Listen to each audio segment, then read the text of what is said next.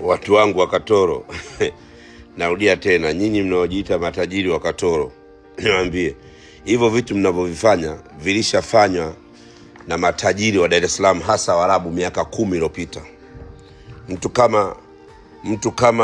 kama mimi siwezi kusema Katoro kuna matajiri. Miaka 10 iliyopita Waarabu walikuwa wanafanya hizo sherehe, kuwaita wasanii sebleni kwao, kuwatunza mahela, kuwafanya nini, miaka 10 iliyopita. Alafu tena Waarabu wa Katoro wote mnaonyesha video mpo barabarani na magari. Tuonyesheni mnapokaa, majumba yenu mnayokaa. Tuonyesheni majumba yenu mnayokaa.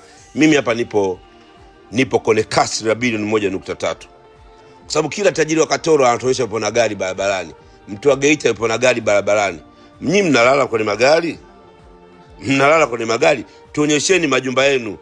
Niliposti mwezi wa Ramadhani jumba la tajiri yangu, mliliona lile.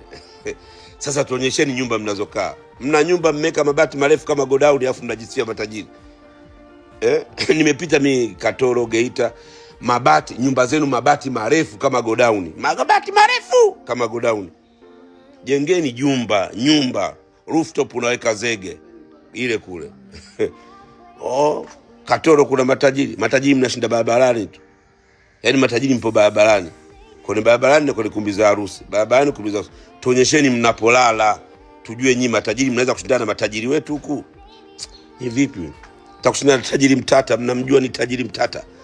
Mnamjua tajiri Mtata. Miaka 10 iliyopita ndio walikuwa wanafanya huo ujinga. Nyinyi miaka ndio sasa hivi karne sasa hivi mnafanya huo ujinga. Unaangusha hela. Zimepita na wakati hizo. Jitafuteni kwanza. Umepata dhahabu yako kilo 1 sijui unatamba. Jengeni nyumba kwanza tujue mnalala wapi. Kama kuna Katoro tajiri anaweza kujenga nyumba kama hii hapa, mtaji hapo, mention hapo juu. Wewe tajiri unajitaje? Tajiri unajiita jina la tajiri wa Dar, eti huyu ni GSM wa Katoro. Wewe unamjua GSM? Put some respect. Pumbavu.